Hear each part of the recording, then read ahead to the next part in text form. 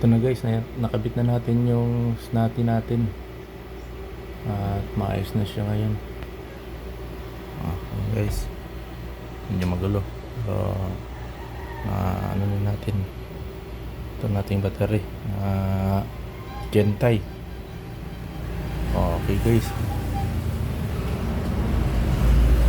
ayan guys, very good na. Wala lang siyang harvest kasi masyado pang maaga. Okay Snati, sana magtagal ka. Maraming salamat guys sa panonood. Yan guys, di pa natin nilagyan ng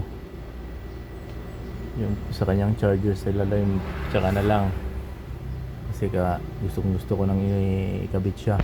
Maraming salamat guys. Like and subscribe kayo guys sa aking channel. Okay guys, bye bye.